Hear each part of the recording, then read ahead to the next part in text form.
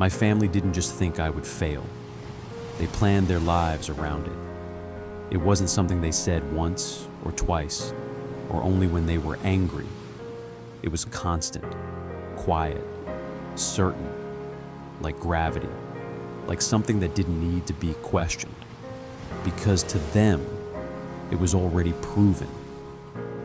I was the son who wouldn't make it, the one who didn't have what it takes, the one they never had to worry about becoming anything important. And the worst part wasn't hearing it from them. It was realizing how early they had decided, before I even understood what success meant. They had already decided I wouldn't reach it. I remember being 16, sitting at the dinner table while my father talked about my older brother. "He's going places," he said, nodding with quiet pride. "He understands how the world works." Then he looked at me, not angry, not disappointed, just neutral, like I didn't even qualify for comparison.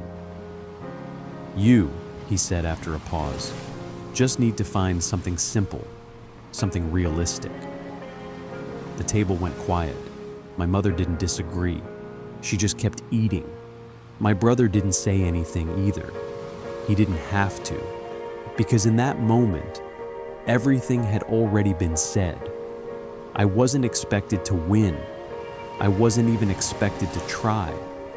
And when you grow up inside a belief like that, it doesn't just stay around you, it gets inside you. At first, I fought it. I tried harder, stayed up later, took chances I wasn't ready for. Not because I believed I could succeed, but because I wanted to prove them wrong. But over time, something started to change. Not in them, in me. Because no matter what I did, nothing changed the way they looked at me. And eventually, you get tired of trying to rewrite a story that everyone else has already accepted. So I stopped. I stopped pushing. Stopped trying to prove anything. Stopped believing that I was capable of anything more. And that's when their belief finally became mine. I wasn't just the one who would fail. I became the one who expected to fail. The one who avoided opportunities before they could expose me. The one who stayed small. Because small felt safe. Because if you never try, you never have to confirm what everyone already believes. And for a long time, that's exactly how I lived. Until the day everything broke. Not slowly, not over time, but all at once. Because there's a moment when staying small stops protecting you and starts destroying you. And when that moment comes, you don't change because you're ready. You change because you have no other choice. Years later, the same family who built their lives around my failure found themselves in a position where I was the only one who could save them. And the person they once ignored became the one they had to face. My name is Ethan Walker. I'm 30 years old now, but the version of me my family believed in was decided long before I ever had the chance to become anything else. I grew up in a house where success wasn't something you discovered. It was something you were measured against. Every conversation, every decision, every expectation, it all pointed to one thing: results. Not effort, not intention, not potential, just results. My father believed that the world only respected winners, and he made sure we understood that from a very early age. There were no second chances in his mindset, no room for figuring things out. You either performed or you didn't matter. My older brother Ryan fit perfectly into that world. He was everything my father respected: disciplined, focused, clear. the kind of person who always seemed one step ahead. Top grades, scholarships, internships before most people even knew what they wanted to do. By the time he was 22, he already had a career path mapped out in front of him. And my father admired that, not quietly, not subtly. He made it known. Every achievement Ryan had became a story, a reference point, a standard. Why can't you think like your brother? Look at how he handles pressure. He knows what he's doing. Those words weren't said once. They were repeated again and again until they stopped feeling like comparisons and started feeling like conclusions. And then there was me. I wasn't failing, at least not in the obvious way. I went to school, I passed my classes, I stayed out of trouble, I did what I was supposed to do. But that wasn't enough, because I didn't stand out, I didn't dominate, I didn't move with certainty. I hesitated, I questioned things, I took longer to figure things out. And in that house, that was seen as weakness, not potential, not growth, just weakness. At first, I didn't understand it. I thought if I just worked harder, things would change. So I tried. I stayed up late studying. I pushed myself to match expectations I didn't fully understand. I said yes to things I wasn't ready for, just to prove I could. But every time I made progress, it was compared. Every improvement measured against someone else. And every time I fell short, it confirmed what they already believed. You're not built for this. You don't have the mindset. You need to be realistic. Those weren't insults. They were delivered calmly, logically, like advice, and that made them harder to fight because it didn't feel like I was being attacked. It felt like I was being evaluated and losing. Over time, those words started to shape how I saw myself, not just in that house, but everywhere, in school, in conversations, in opportunities. I started second-guessing everything. Every decision felt heavier. Every risk felt bigger. Because in the back of my mind, there was always that voice, the one that sounded like my father, telling me I wasn't enough, that I would never measure up, that no matter what I did, I would always be behind. And slowly, without even realizing it, I started adjusting my life around that belief. I stopped aiming high, stopped taking chances, stopped putting myself in situations where I could fail publicly. Because failure didn't just mean I made a mistake, it meant they were right, and I wasn't ready to face that. So I chose the safer path, the smaller path, the invisible path, the one where no one expected anything from me. Because expectations were something I had already learned to fear. And for a while, that worked. It kept things quiet, predictable, manageable, until the moment came when staying invisible wasn't an option anymore. Because sometimes life forces you into situations where you can't hide, where you can't stay small, where you have to step forward, whether you believe in yourself or not. And when that moment came for me, it didn't just challenge everything I thought about myself. It exposed everything my family had been wrong about. The first time I realized how little my family expected from me wasn't during a big argument. It wasn't loud. It wasn't dramatic. It was quiet, almost casual. I had just finished my first year of college. Nothing special, not impressive, but I had passed everything. For me, that felt like something.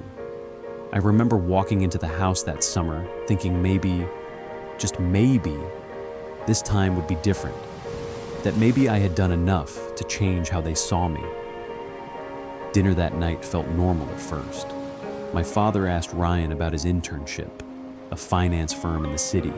high-level work, real responsibility, the kind of things he respected. Ryan spoke confidently, clearly, like he belonged in that world. And my father listened, nodding, engaged, proud. Then his attention shifted to me. "So," he said, "how did you do this year?" I told him. "Passed all my classes, working part-time, trying to figure out my direction." There was a pause, not long, but long enough. Then he leaned back slightly. "Okay," he said, "that's something. Not good job, not well done, just something." And then he turned back to Ryan. Just like that. Conversation over. I sat there, realizing something I hadn't fully understood before. It didn't matter what I did, not really, because in their minds, I wasn't competing in the same game. Ryan was building a future. I was just getting by. And that was the moment it clicked. I wasn't being evaluated the same way. I was being managed. Lower expectations, lower standards, lower belief. And somehow, that felt worse than being criticized. Because criticism means someone thinks you can improve.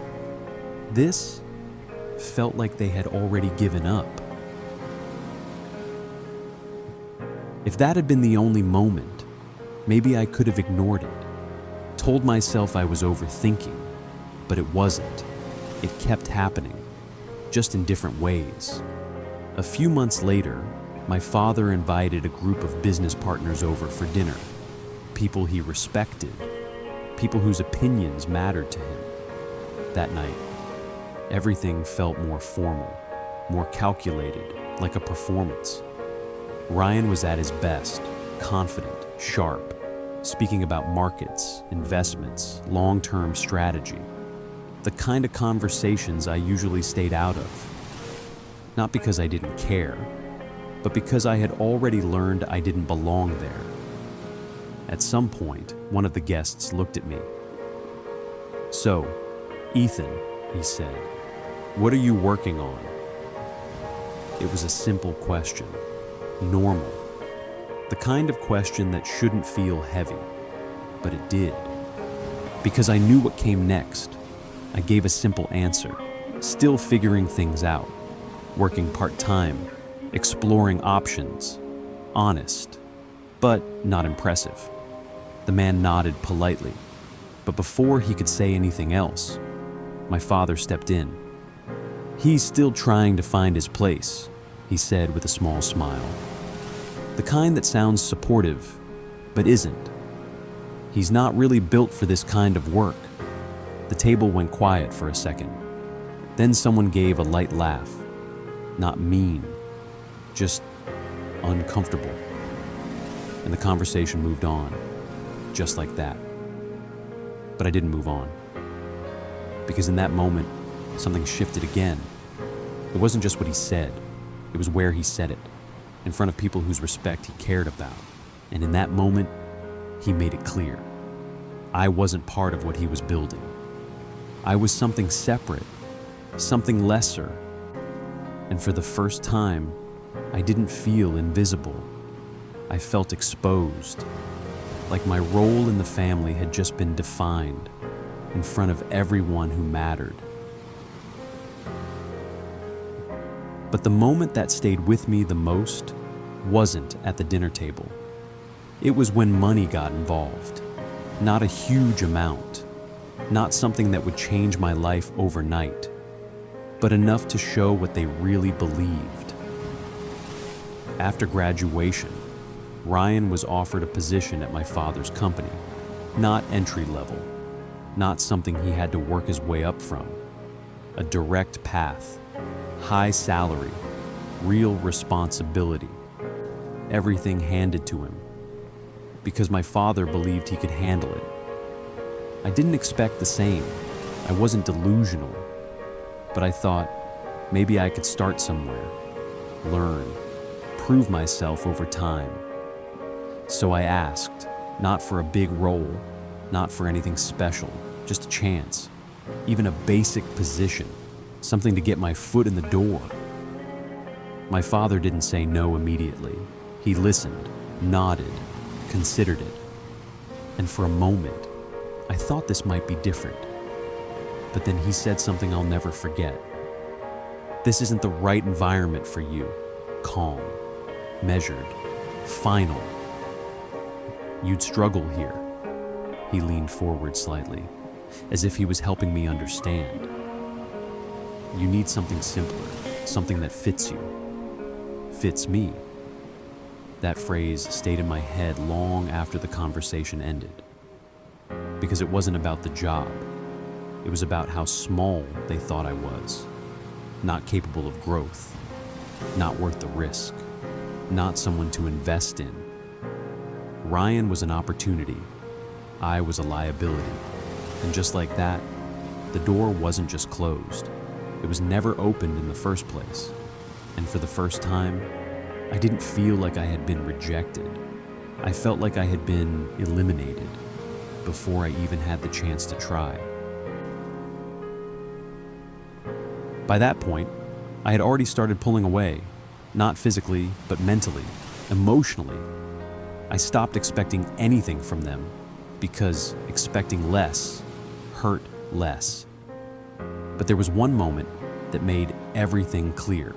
No confusion, no doubt, just truth. It was my father's birthday, a big dinner, family, close friends, people who had known us for years. At some point, someone asked him a simple question. "What are your sons doing now?" Ryan answered first, confident as always, talking about projects, growth, plans. The room listened, engaged, interested. Then they looked at me, waiting, and before I could say anything, my father spoke. He's still figuring things out. Same tone, same calm voice. But this time, it felt different because of what came next. He's not really the business type. A few people nodded, like that made sense, like that explained everything. And then he added, almost as an afterthought, he's better off keeping things simple. That was it. No anger, no insult, just a final label. And something inside me went quiet. Not angry, not defensive, just empty. Because in that moment, I realized something I had been avoiding for years. They weren't waiting for me to prove them wrong. They weren't watching to see what I would become. They had already decided, and nothing I did was going to change that. So I stopped trying, not just with them, with everything. And if you've ever felt like that, like no matter what you do, it doesn't matter. I want you to do one thing. Comment the number 1 below. Just 1. Because I need to know. I wasn't the only one who went through this. And if you stay until the end, you'll see what happens when someone like that finally stops accepting the role they were given. I didn't leave my family that day. I didn't confront anyone. I didn't suddenly change. That would have been easier, clearer, cleaner. Instead, I stayed. And that was the problem. Because when you stay in a place that's already defined you as nothing, it doesn't get better. It gets worse, slowly, quietly, until one day it stops being subtle. That day came about 6 months later. I had taken a small job, nothing impressive. A support role at a logistics company. Long hours, low pay.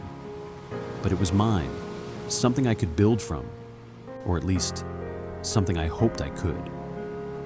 One afternoon, my phone rang. It was my mother. That alone was unusual. She didn't call me unless something was wrong. "Ethan," she said, her voice tight, "your father wants you to come by tonight." No explanation, no context, just that. I knew better than to ask questions, so I went. The house looked the same, everything in its place, perfect, controlled, like nothing had ever changed.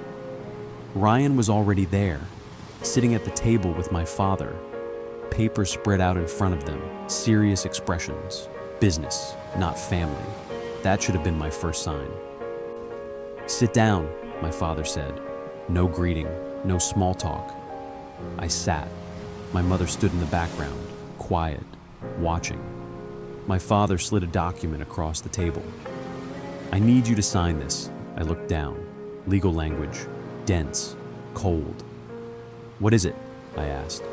"It's just a formality," he said. "We're restructuring some assets." That didn't sound right.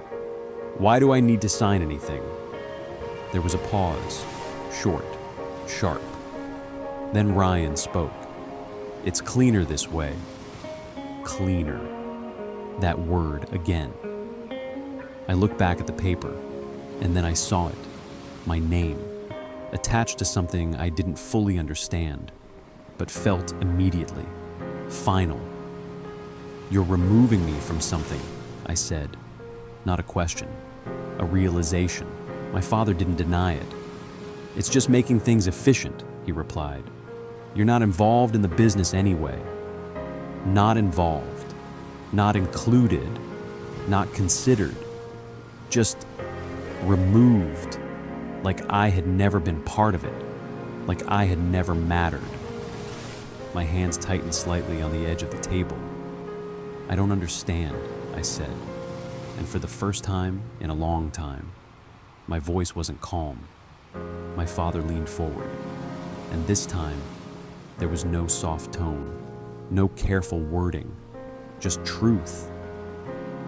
"You're not built for this," he said. "You never were." Silence filled the room. Heavy. Unavoidable. Ryan didn't look at me. My mother didn't speak. And in that moment, something finally broke. Not loudly, not dramatically, but completely. Because it wasn't just what he said, it was everything behind it. Every year, every comment, every moment I had tried to ignore. All of it came together into one clear realization. They weren't just underestimating me, they had erased me, and they were asking me to agree with it, to sign it, to make it official. I looked down at the paper again, then back at him, and for the first time in my life, I didn't feel small. I didn't feel unsure. I didn't feel like I needed their approval. I felt something else, something I hadn't felt in years, clarity. And that's when I realized this wasn't the moment I lost everything. This was the moment. I finally had nothing left to lose. I didn't sign the paper. I just stood up, pushed the chair back slowly, and walked out. No argument, no explanation, no dramatic moment, because there was nothing left to say. For the first time in my life, I wasn't trying to be understood. I wasn't trying to prove anything. I was just done. That night, I didn't go back home. Not to that house, not to that version of my life. I drove around for hours. No plan, no direction, just distance. Because distance was the only thing that made sense. The next morning, everything felt different. Not better, not clearer, just real. I still had the same job, same small apartment, same bank account that barely covered anything. Nothing had magically changed, except one thing. I stopped waiting. Stopped waiting for approval. Stopped waiting for validation. Stopped waiting for someone to tell me I was ready. Because I knew now, that moment was never coming. So, instead, I started paying attention to everything, to how people worked, how businesses actually ran, how decisions were made, not from the outside, but from wherever I could get close enough to see. At work, I stayed longer, not because I had to, but because I wanted to understand things most people ignored. Systems, processes, mistakes, patterns, things no one taught me, but things I could learn if I was willing to stay long enough to notice. It wasn't impressive. No one noticed. No one praised it. But for the first time, I wasn't doing it for them. I was doing it because I had finally accepted something simple. If no one was going to invest in me, I had to become someone worth investing in. At first, nothing changed. Not in any way that mattered. I was still doing the same job, still getting paid the same amount, still invisible. If anything, it felt worse, because now I was trying again, and trying meant risking failure again. I started asking more questions at work, simple ones at first, about processes, decisions, why things were done a certain way. Some people answered, most didn't. A few looked at me like I was wasting their time, and I understood why. I didn't have a title. I didn't have experience. I didn't have proof that I belonged in those conversations. So, to them, I didn't. But I kept asking anyway, kept watching, kept learning whatever I could. And then I made my first real mistake. I thought I understood something, a small part of a system we were using. I saw a way to improve it, make it faster, more efficient. So I tried, without asking, without permission. And it failed, not in a small way, in a way that cost time, money, created problems for other people, and suddenly, I wasn't invisible anymore. Now I was the guy who messed things up. My manager called me in, didn't yell, didn't get emotional, which somehow made it worse. "You're not in a position to make those decisions," he said. "You need to stay in your lane." Stay in your lane. I had heard that before, just in different words. And for a moment, everything came rushing back. My father's voice, the labels, the expectations. "You're not built for this." And I almost believed it again. Almost went back to that place where it was easier to stay small. But this time, something was different. Because now, I knew what that path looked like, and I wasn't going back there again. After that mistake, I changed how I approached everything, not by pulling back, but by going deeper. If I wasn't allowed to make decisions yet, then I needed to understand them better than anyone expected me to. So I stopped trying to prove myself through action and started building something else. Awareness. I paid attention to things people ignored, small inefficiencies, repeated problems, gaps in communication, the kind of details that didn't seem important until they were. Most people focused on their tasks, their responsibilities, their deadlines.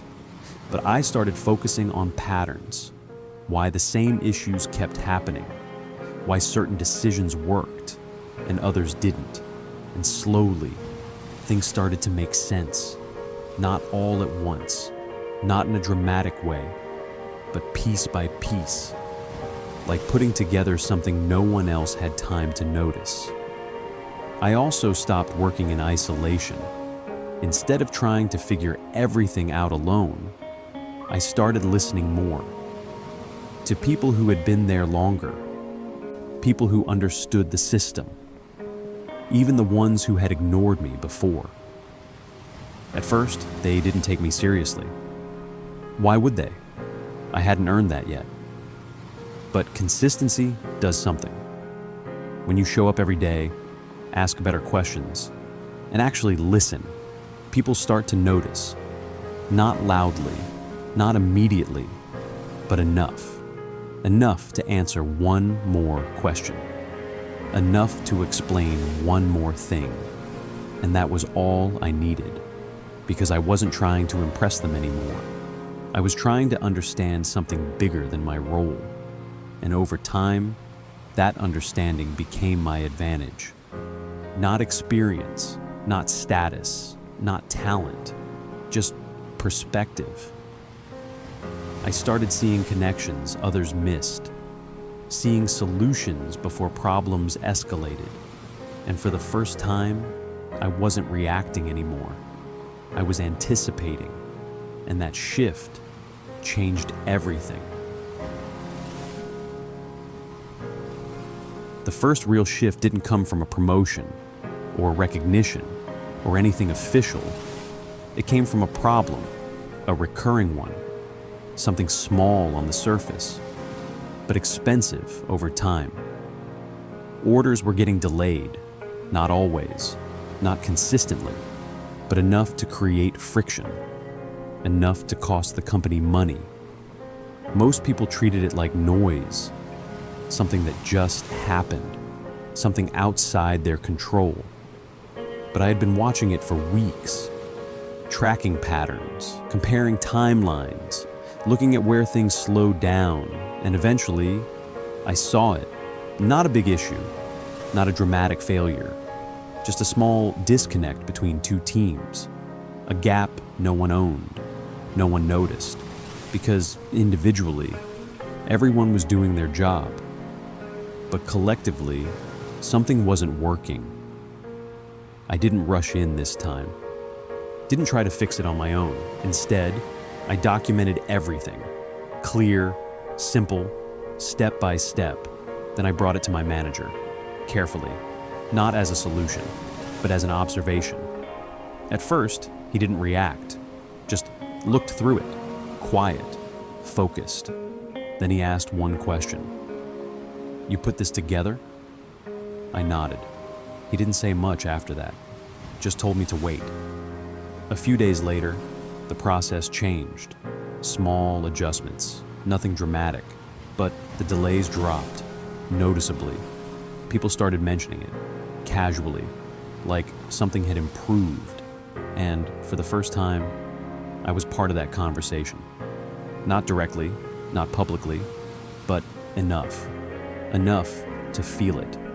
My manager didn't praise me, didn't make a big deal out of it. But the way he looked at me after that was different, less dismissive, more aware.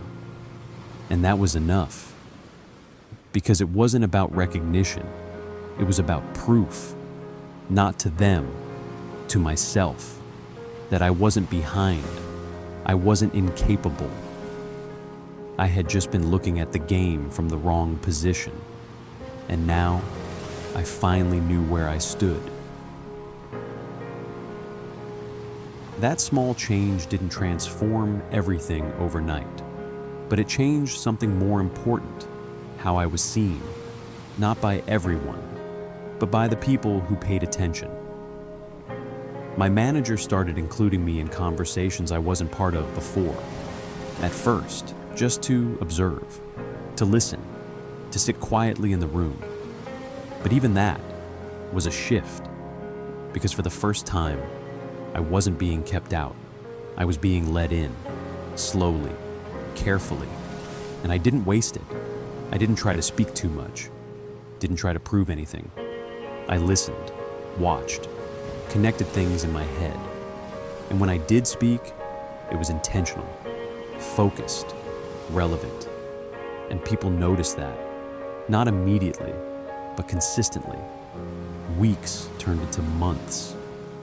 And the role I had started to change. Not officially, not on paper, but in practice.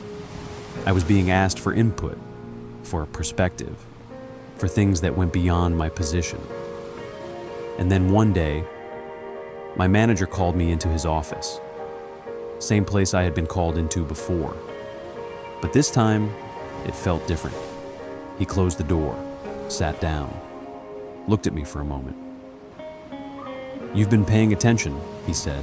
Not a question, a statement. I didn't respond, I just nodded. "There's a project," he continued. "Something we've been struggling with for a while." He paused, watching my reaction. "I want you to take a look at it. Not lead it, not own it, just look.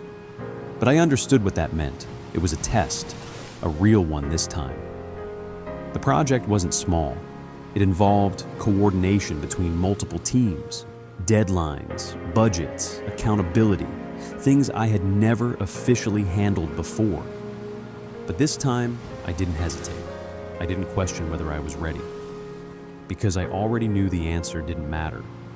I said yes, and I went all in. I worked longer hours, dug deeper than I ever had, connected things others overlooked, simplified what was unnecessarily complex, and most importantly, I communicated clearly, consistently, without overcomplicating anything. Weeks later, the results started showing. Not dramatic, not headline-worthy, but undeniable. Things were moving faster, cleaner, more efficiently. And for the first time, my name was attached to something that worked. That project led to another, then another. And before I realized it, I wasn't the person sitting quietly in the room anymore. I was the one people turned to when things didn't make sense, when something needed to be fixed, when decisions needed clarity. The same environment I had once been told I didn't belong in became the place where I was creating value. And with that came something else, money, not instantly, not in a way that changed everything overnight, but steadily, consistently. My role became official, my income increased, opportunities opened, and for the first time in my life, I wasn't trying to catch up to someone else's standard. I was building my own, quietly, but undeniably. And the person they once said wasn't built for this was now operating in a space they never thought I could even enter. I didn't go back to my family, not after everything changed, not after I finally built something of my own. There was no reason to, no need for validation, no desire to prove anything. For the first time, I was at peace with the distance. Months passed, then over a year. And in that time, I barely heard from them. A message here and there, short, surface level. Like nothing had ever happened, like the past had just disappeared. And I let it stay that way until the call came. It was my mother, late evening, unexpected. I almost didn't answer, but something about it felt different. Her voice wasn't the same. It wasn't controlled. It wasn't calm. It was uncertain. "Ethan," she said quietly, "we need to talk." Not, "Your father wants to see you." Not, "Come home." Just, "We need to talk." I didn't respond immediately. I let the silence sit for a second. Then I asked one question. "What happened?" There was a pause, longer than it should have been. Then she said it. "The company is in trouble." Those words landed differently than I expected. Not shocking, not satisfying, just heavy.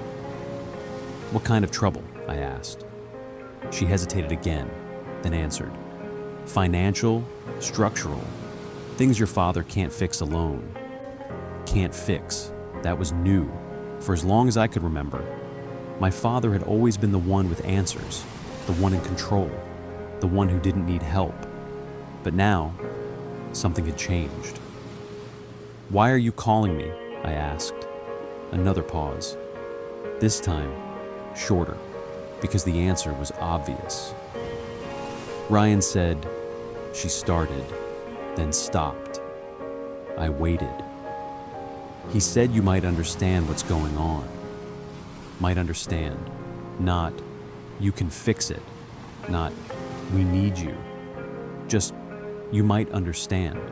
And for some reason, that hit harder than anything else. Because, for the first time, they weren't dismissing me. They were uncertain. And uncertainty meant something had shifted.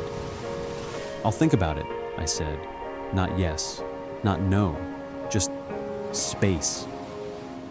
That night, I didn't rush, didn't react emotionally. I sat with it, everything they had said, everything they had done, everything that had led to this moment. And I realized something important. I didn't owe them anything. Not my time, not my effort, not my success. But this wasn't about them anymore. It was about me, about who I had become.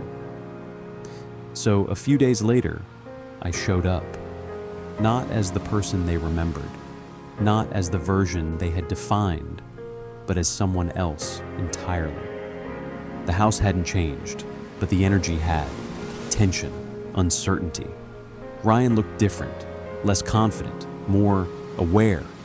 My father didn't speak immediately. For the first time, he didn't control the room. I sat down, calm, composed, waiting. Finally, he spoke. "We have a situation." No explanation, no details, just that. I nodded. "Then explain it. Simple, direct, no hesitation." And in that moment, everything shifted. Because for the first time in my life, I wasn't the one being evaluated. They were. Ryan started talking, breaking things down, where things went wrong, what they missed, what they didn't understand. And as he spoke, I listened.